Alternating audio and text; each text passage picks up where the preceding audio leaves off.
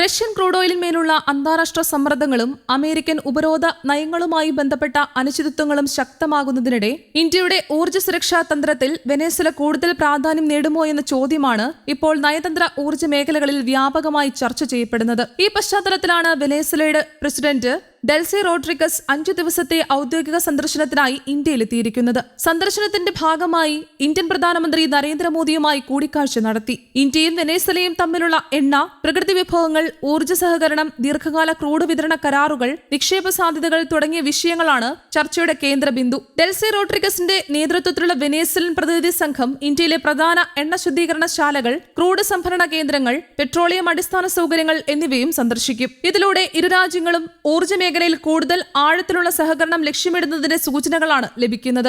ആഗോള എണ്ണ വ്യാപാര കണക്കുകൾ പ്രകാരം കഴിഞ്ഞ മാസം വെനസ്വേലയിൽ നിന്ന് ഏറ്റവും കൂടുതൽ ക്രൂഡ് ഓയിൽ ഇറക്കുമതി ചെയ്ത രാജ്യങ്ങളിൽ ഇന്ത്യ 2ാം സ്ഥാനത്തായിരുന്നു. അമേരിക്കയാണ് 1ാം സ്ഥാനത്ത്. വർഷങ്ങളായുള്ള ഇടവേളയ്ക്ക് ശേഷം ഇന്ത്യ വീണ്ടും വെനസ്വേലൻ എണ്ണയിലേക്ക് തിരിഞ്ഞതിന്റെ വ്യക്തമായ സൂചനയായാണ് ഇത് കരുതുന്നത്. റഷ്യ, പശ്ചിമ രാജ്യങ്ങളിൽ തമ്മിലുള്ള ഭൗമരാഷ്ട്രീയ സംഘർഷങ്ങളും റഷ്യൻ എണ്ണ വ്യാപാരവുമായി ബന്ധപ്പെട്ട ഉപരോധ ഭീഷണികളും ഇന്ത്യയുടെ ഊർജ്ജ നയത്തെ നേരിട്ട് ബാധിക്കുന്ന ഘടകങ്ങളാണ്.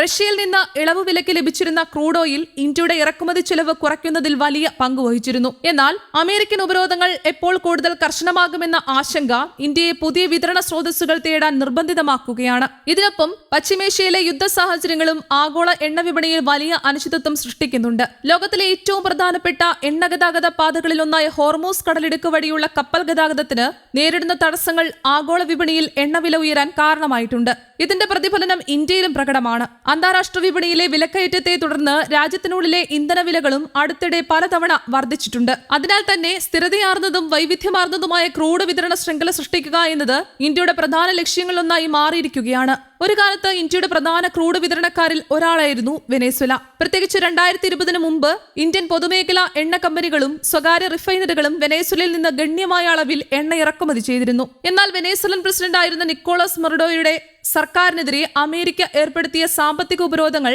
വ്യാപാരം വലിയ തോതിൽ ബാധിച്ചു. ഇതോടെ ഇന്ത്യ വെനസ്വേല എണ്ണ വ്യാപാരം ഏതാണ്ട് നിലച്ച അവസ്ഥയിലായി. 2024 ചില ഇളവുകൾ ലഭിച്ചതോടെ ഇന്ത്യ വീണ്ടും വെനസ്വേലയിൽ നിന്ന് എണ്ണ വാങ്ങൽ ആരംഭിച്ചു. എങ്കിലും ഉപരോധ നയങ്ങളിലെ മാറ്റങ്ങൾ വ്യാപാര ബന്ധത്തെ വീണ്ടും അനിശ്ചിതത്വത്തിലാക്കി. ഇതിനിടയിലും ഇന്ത്യ ക്രമേണ വെനസ്വേലൻ ക്രൂഡ് ഇറക്കുമതി വർദ്ധിപ്പിക്കുന്ന നിലപാടാണ് സ്വീകരിച്ചിരിക്കുന്നത്. കാരണം ലോകത്തിലെ ഏറ്റവും വലിയ തെളിയിക്കപ്പെട്ട എണ്ണ ശേഖരങ്ങളിൽ ഒന്നാണ് വെനസ്വേല.